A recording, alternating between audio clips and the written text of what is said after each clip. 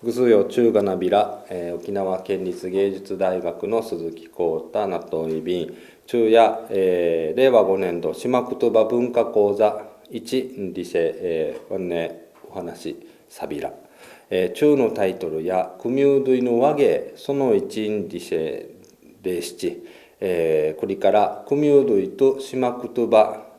のおもさるとくる紹介サビランジチェムトイビンユタサイビーグとニゲウヌキヤビラ。はい、ということで、令和5年度島言葉文化講座組踊りの和芸その1ということで、講座を進めていきたいと思います。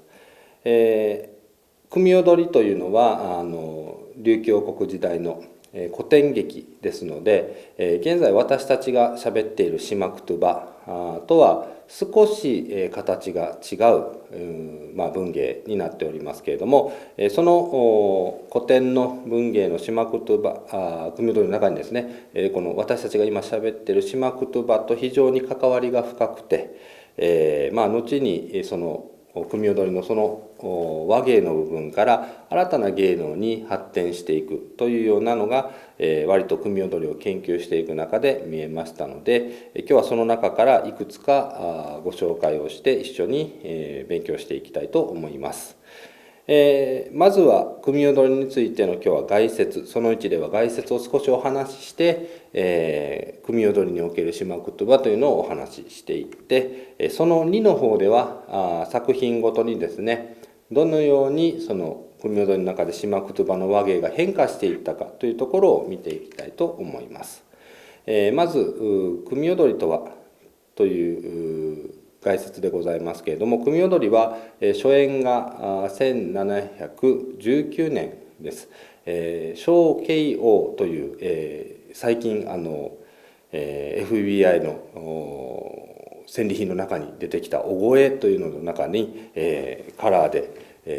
当時の色のままでですね出てきた小慶という王様のお声がありましたけれども、その王様小慶ですね、ちょっとふくよかな王様ですが、その王様の作法が行われた時の徴用宴という宴で組踊りは初演されました。創作した人は玉城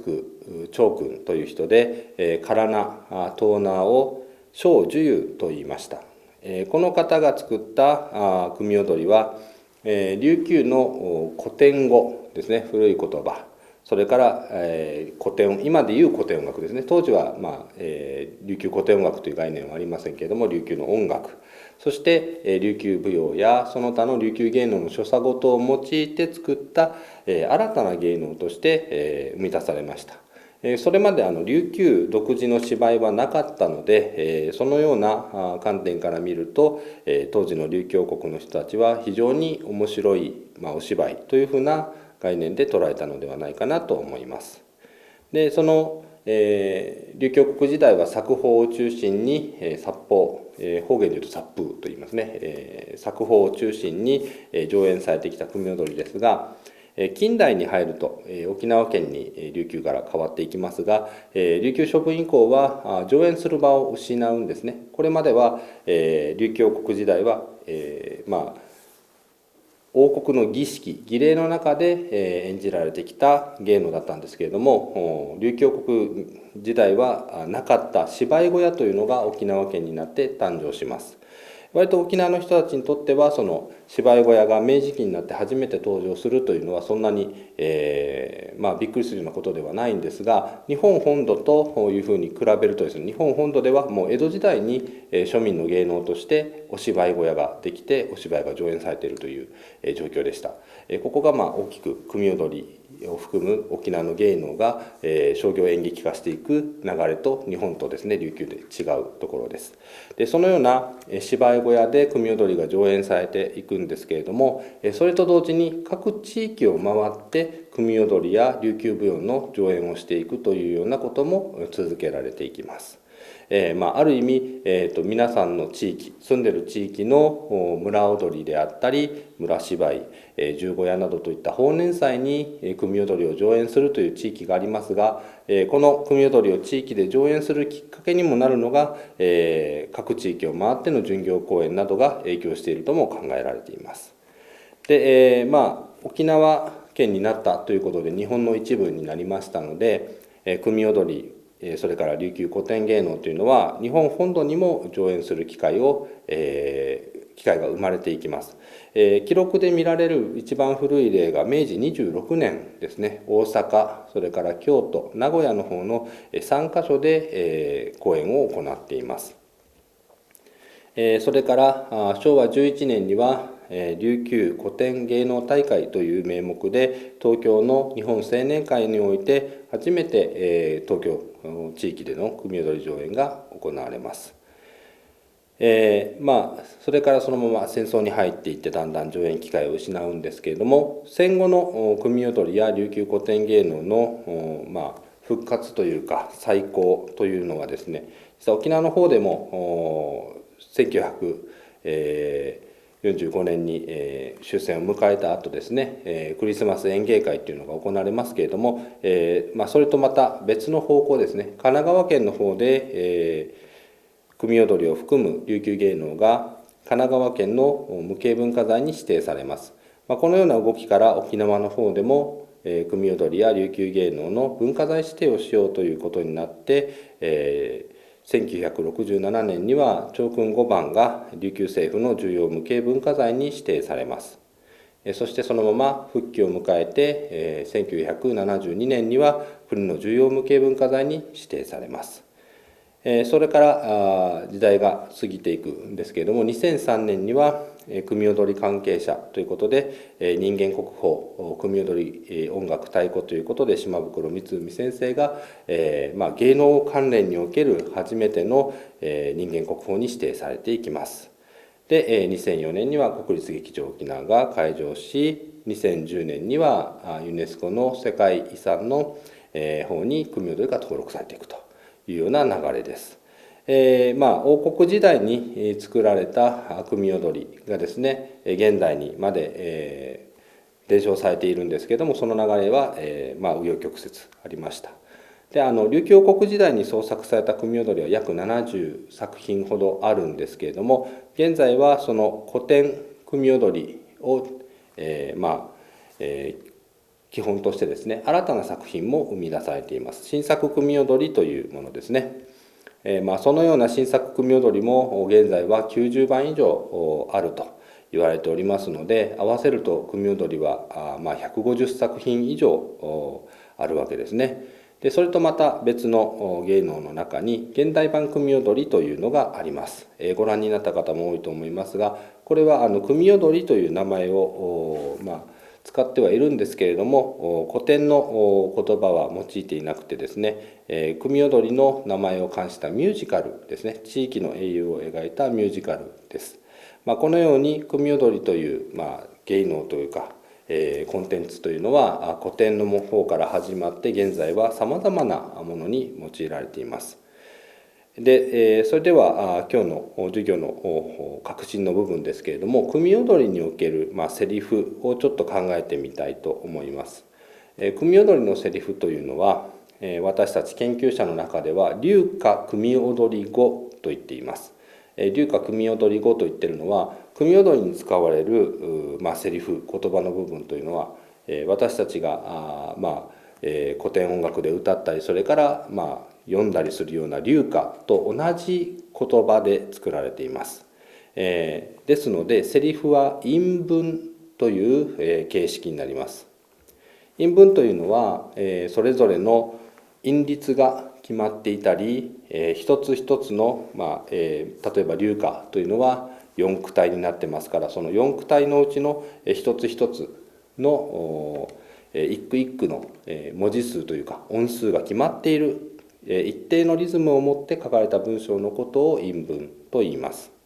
で流歌の形式は8886、人によっては386と言ったりしますけれども、8886の音が重要ですね。日本の和歌でいう五七五七七というのは、これは音ではなく文字ですね。31文字なので味噌一文字というんですけれども、流歌の方では8886音ということで音が重要になってきます。でこの流歌形式、端子形解は一番短い流歌形式が8886という形式で、組踊りはセリフが長くなっていくとこの8をずっと続けて888888と続けていって最後に6で締めるというような形になっています。このような組踊りのセリフなんですけれども、組踊りはだいたい短いもので35分から40分、長いものになると3時間ぐらいの作品になっていきますが、全部が全部この韻文の同じ流歌形式だけで進んでいるかというと、実はそうじゃなくてですね、破調というなんていうんですかね、仕組みを使ってドラマを生んでいきます。でこの破調というのは調子を破ると書くんですけれども、8886で答えなきゃいけないものを8だけにするとか、ある意味8886のところを5757にするとかですね、リズムを変えることで、この、セリフを述べる人たちの心情が通常の状態ではない、例えば緊迫しているとか怒っているとか悲しいとかというと、そういったところを表現するというようになっています。短歌や俳句などの日本の言葉を使った文芸作品では、例えば字余りとか字足らずなどといったりするものが破調になります。で、組踊りを創作した長君さん、その長君さんが作った5作品のことを長君5番と言っていますけれども、この長君5番は流歌形式と破調というのを巧みに組み合わせてですね、組踊りのドラマを作っています。例えば有名なのは宿の女というのと、それから若松が出てきます終身金入りという作品で、若松が宿の女に対して、怒っているという時のセリフに「知らん」という一言だけのセリフが出てきます。これは本来であれば流歌で聞かれている、流歌形式8886で問われているので、若松さんも8886で返すというのが普通なんですけれども、そうじゃなくて今は怒っていますよというのを表すために30音ではなくてかなり少ない3音でその気持ちを伝えるというようなこのようなやり取りでドラマを生んでいくというような形になっています。それでは、韻文の話をしましたので、今度は本題の本題になりますね。組踊りと島言葉についてちょっと考えていきたいと思います。組踊りにおける島言葉というのは、ある意味韻文、先ほど申し上げた流歌形式の韻文に対する三文の文章のことを、島言葉というふうに捉えていいかと思います。三文というのは普通の文章という意味で、三文の散るという字はですね、制限がないとか、詩歌のように字数とか韻律によって規制されていない言葉のことを指します。このような島言葉的な三文を話す役のことを組踊りでは丸文と呼んでいます。丸文とは日本語でいうところの間のもの、日本の芸能の世界では愛のものといったりとかするような役割の役者というかですね、登場人物です。物語の途中で登場してこれまでの物語の経過、それからこれから先のことをお話ししたり、そのお話の中でわざわざ面白い話ですね、面白い話、笑いを入れることでこの後にやってくる場面の緊張感を高めたり重要性を増したりするような役割を担っています。で、この丸文なんですけれども、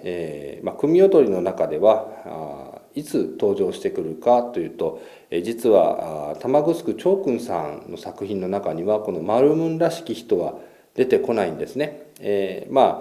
笑いを取るという意味では終身金入りに出てくる小僧さんにあたる人などがその丸文的に笑いを取ったりするんですけれども、言葉の面で見ていくと長君さんの番の中にはこの三文を話すという訳は出てこないんですね。そういった意味ではシマクトゥバという視点で見るとマルムン的な人はいない。ただ笑いを取ったりその場面の緩急をつける役というのは実はいるんですね。なのである種マルムンが生まれる前の段階というのが張君さんの作品というふうに捉えることができるかと思います。では実際にマルムンが出てくるというのは誰の作品からかというと玉城張君さんが1719年に初めて組踊りを初演しますけれども、その次の作法1756年の作法の際に踊り奉行を務めた田里長直という人がこのマルムンという役を初めて組踊りの中に登場させたということが師匠の面からですね、歌手の面から見ることができます。で田里長直さんというのはですね「義神物語」であったり、それから有名な作品でいうと「漫才的打ち」というのを作った人物です。で、田里さんはですね漫才的打ちの中には、実はマルムンというような人は、出していないんですね。要するに三文で話す人は出ていないんですが、役柄的には道行き人といって、兄弟2人がですね仇討ちに行くんですけれども、仇討ちの相手が小安浜にいることを伝える役、たった一言を聞く役を登場させています。これはある種マルムンという役がこの作品の中でどのような働きをするのかというところで考えると非常にマルムンらしい人間ではあるんですけれども、ただセリフが張君さんの作品同様韻文となっているので、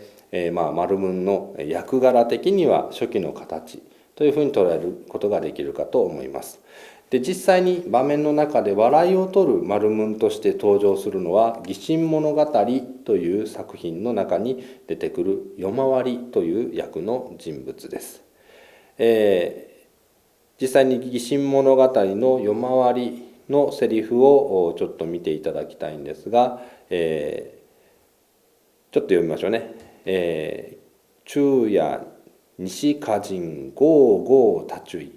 ゆまい念入りゆてやい味のミュンチグとやりばうとるしゃやあてんまずい筋とらというふうなセリフから始まっていきます。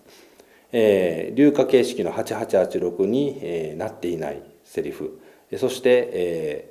西歌人ゴーゴー立ちゅいと風が吹く擬音語をセリフの中に入れていきます。で実際にこの夜回りというのはこれから鮫川の城に国師の部屋が火をつけに行くんですけれども、火をつける前にですね夜回りがこの鮫川がいるグスクをこう、今でいう何て言うんですかね、ガードマンといった方がいいのか夜の警備員というような役割です。実際に両手にですね火の用心で叩くようなこのちょんちょんちょんを持ってですね歩いていくんですけれども、組踊りの中では舞台を一周するだけですね、一周しながらこのセリフをところどころで、唱えていくというような形です。で、その「ゴーゴータチュイ」というところから出てきますが「ウトゥルシャヤアティンまずい筋とら」恐ろしくはあるけれども、まず急いで、巡っていこうというふうに言って、次のセリフが「あきちゃみよう」という、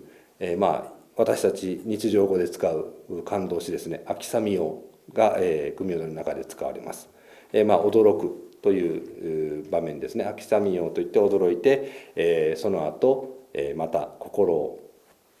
きっと、もう一回しっかり持って「組蔵兵組蔵兵」というふうに、米蔵の役人を起こす。起こす時にも「昼夜西梶やゴーゴー立ちいウキティ調理起きていなさい」といった後にまた「ウフフン」と言って、咳払いをする、セリフも出てきます。で、その後はちょっとびっくりする言葉、感動詞が続くんですが、これはちょっと意味は分かりません。おそらく意味がないのではないか、びっくりする時の人の声なので、よく分かりませんが「はいたかはいたかたかティーは」と言って、びっくりして、尻餅をつきます。でその後のセリフが「ああマヤーサミ」というんですね。猫がいた、猫に驚いて転んだというようなシーンですね。でまたその後立艦兵立艦兵といって大艦を起こして「ウーキティ調理起きていなさい」「ふん」と言ってまた咳払いをする。でそしてまたびっくりをした後に「はいヌーンアランサミ」と言って終わります。何でもなかった、またびっくりした後に何もなかったと言って、ユマアイのシーンは終わります。この後に、仇討ちというかですね、城に火をつける重要な場面、その前に湯回りというのを出して、これから始まる次のシーンの前に緊張を和らげるというだけではなくて、実際に私たちが喋っている島言葉と同じようなセリフが入ってくるわけですね。この湯回りというのを出したことが組踊りにおける島言葉の導入というふうに考えることができるのではないかなと思います。実はこの田里長直さんなんですけれども、このようにマルムンという役を生み出して導入しているんですけれども、この田里長直さんが作った作品の中には漫才的打ち、義心物語、ウフグシククジリ、そして北山くじりといって4つ作品があります。今紹介した義心物語の他にもウフグシククジリと北山くじり、この2つにまたマルムンが登場しています。ただ、マルムンの登場するですね形というのがそれぞれの作品で微妙に異なっているというか、パターンを作っているように見えるわけです。次にご紹介するのが田里長直さんの作品の中のウフグシククジリという作品です。で、この作品ではですね、田里長直さんは草切りという役ですね。草切りというのは草かやです。草切りと書いてますが、普通に読むなら草かやですね。このような百姓身分の人に登場させますが、実はこの草切りは笑いを含んだですね内容のセリフは話しません。通常のやり取りをするんですけれども、ただこのやり取りをする言葉が聞いている方はこの人は役人ですので韻文組踊り流歌組踊り語で喋りますけれども、草切りが答える時には島言葉的な三文で答えます。ある意味百姓の身分の人間というのは三文を話すんだというような意味合いでこの草切りにお話をさせているわけですね。先ほど見ていただいた「ゆまあい」は完全に笑いを取りに来てますけれども、この笑いを取る丸文と百姓身分であって重要な役として出てくる笑いを取らない丸文という2つのパターンの丸文を田里の作品は田里長直という人は生み出したというふうに考えることができるかと思います。実際にセリフを見ていただきたいんですが、友という人と草切り、草かやですね、この2人のセリフのやり取りです。で、画面の中の黄色い字の方が草切りのセリフになります。友の言葉は「やあ草ちりゆあの宿の主やいちゃしちゃるフィトゥが」といって普通に韻文で聞きますけれども、草切りの言葉は「この村の頭役トゥマイヌヒャヤドダヤビル」デービルですね、ヤドデービル、普通で言うならヤドデービル、ヤドダヤビルと組踊りでは言いますけれども、島言葉的なこの村の頭問いのトゥマイヌヒャの宿でございますというのを島言葉的にお話しします。でまたそれに対して友がまたくぬぐる水型の人の宿かやいうんでゆすいが秩父社ゆあむぬかたていくりゆというふうにまた韻文で聞き返します。でこれに対して草切りはやどんちゅやいなぐわらび三遊人だやびるというふうにまた島言葉的に答える。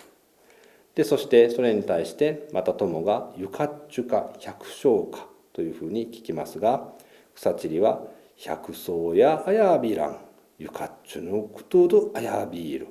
まずいとやびらと言って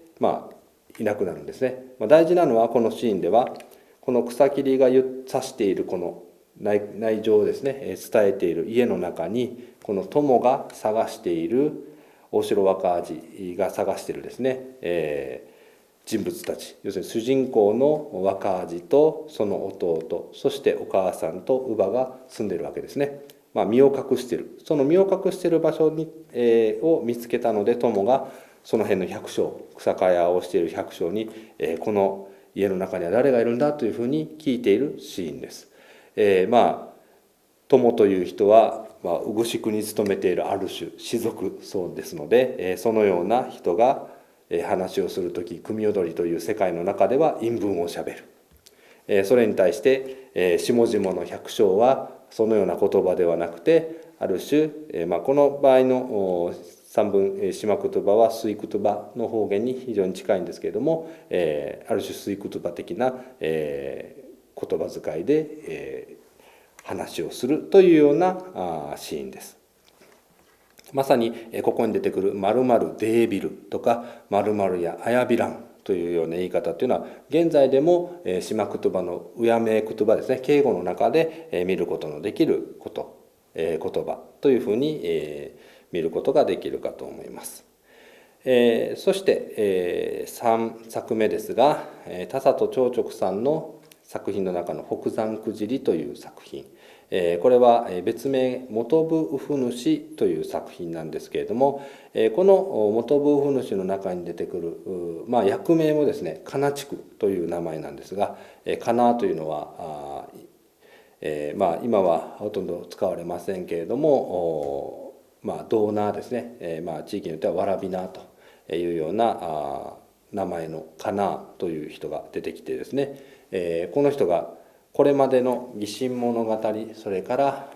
ウフグシククジリの草地理よりも非常に長いセリフをしゃべるんですね。かなり長文のセリフをわーっと喋っていくんですけれども、このカナチクなんですが、このセリフの中に笑いの要素だけじゃなくてですね、物語のキーマンとしての、先ほどの草切りみたいなですね重要なことをしゃべるという2つをドッキングさせている丸文の言葉として、丸文として出てきます。でこのような丸文の言葉は、後々、田里長直さん以降の組踊り作品の中に出てくる丸文のセリフのモデルになっているというふうに、見ることができます。このカナチクはですね、犬を引き連れて、インゴアを引き連れてくるんですけれども、この冒頭のセリフの方ではですね、この自分のワンちゃん、犬がですね、どれだけ素晴らしいかというのを観客に見せるというところをまず行います。でその後自慢していて、それじゃ良くないということで、実際の重要なですね物語に関わるセリフをこの後喋るんですけれども、初めの笑いの部分のセリフをちょっと見ていきたいと思います。北山くじのカナチクのセリフです。一番初め「クワイクワイクワイ」と言って出てきます。この「クワイ」はよくわかりません。クワイクワイクワイと言って出てきて「ワンヤウギミカナチクドヤユル」と言って「我が院やクンジャンクマジリに一番犬ダヤビル」でまたデービルですね。私の犬はクンジャンの9マギリの中で一番の犬ですよと言ってどのように自分の犬を自慢するかというと「シシというルバにいりばシシのティカラチクリバトゥンヌビヤガティアラカジクーティアンフィカンフィついにはヌバラチラシャビン」といって、この自分の犬が獅子、山の中にいるイノシシ狩りをする時には獅子に飛び乗ってで最終的には首根っこをかじってですね、死に至らしめるというようなことを言った後ですね、黄色い色のセリフで示してるんですけども、この犬に「ホーリホーリ」と言って、犬をあやすんですね。犬をあやしてその後、セリフの中には「大笑い」というふうに書いてますが、これは大笑いということを言うんではなくて「あはーあはー」と言って笑うんです。でその次に「経理経理」と言って「かいれかいれ」は経理経理、転がれ転がれと言って犬を転がせます。その後タティタティといって犬を2本足で立たせる。でそしてあやしりあやしりといってまた犬を操った後に大笑い、あはーあはーと言って笑うというふうに、その場にいる犬ですね、その犬に対して、今でいうお手をしたり伏せをしたりというふうに言うことを聞かせるということを実際にセリフとともに見せて笑いを取ると。で、はい、ムヌワスチ、福山に我が春路のイメージがムノチギサニは知らんと言って、次のセリフに続いていくわけですね。こういう自分の犬の自慢をしていて時が過ぎてしまった、この山に自分の親類縁者がいるので物告げをしないといけない。要するに相手が来ますよ、自分たちに対しての敵がやってきますよ、早くお逃げくださいというのを、告げる役として、出てきます。このように、組踊りにおける島言葉、劇の中で使われるセリフですので、どちらかというと田里長直さんのセリフはうやめ言葉がよく使われると。〇〇デービルとか〇〇あややびらんあいびらんとかですね、それから、いろんなですね秋雨よというような感動詞であったり、よく分かっていない感動詞ですね、クワイクワイクワイも含めたようなものであったり、タティタティとか、ケーリケーリとか、これはもう普通に我々の日常島言葉を使う日常会話の中では普通に使う言葉、このような言葉が実は組踊りの中に割と多く出てきているというようなのが分かるかと思います。組踊りができて300年経ちますけれども、実際には組踊りのような古典劇と呼ばれるようなものというのは割と今島言葉をしゃべっている人たちにはちょっとハードルが高い、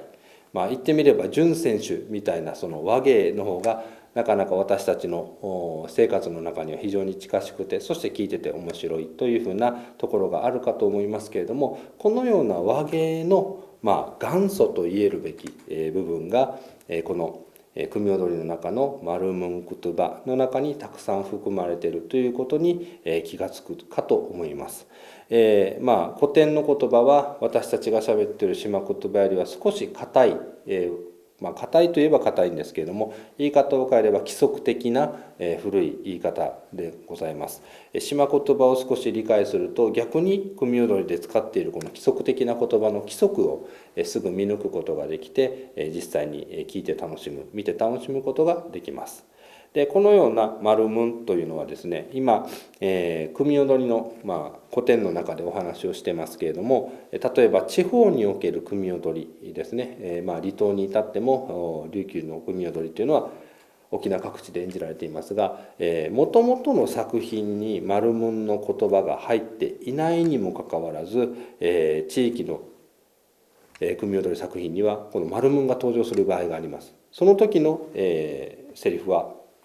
粋言葉ではなくてその地域の言葉を使っていることが多くてですね、このようにマルムンを登場させるんだという劇構造を生み出した背景には後の作品にこのように島言葉を交えて物語の内容をもどく、要するに今までの前のストーリーをもう一度分かりやすく私たちの知っている言葉で言い直すというようなこと、それから先ほど言った緩急ですね、物語の笑いの部分と緊張の部分を示すというようなスタイルを後々の組踊り作品にもどんどん取り入れられていくわけですね。今回は第1回ということで古典の話からどのようにマルムンという役が生み出されていったのかという背景も見ながらお話をしていきました。その次のお話ではこの生み出されたマルムンの言葉がどのようにまた変化していくか展開していくかというところをお話ししていきたいと思います。ちょっと長くなりましたがこれで私の講座は終わりたいと思います。どうもご清聴ありがとうございました。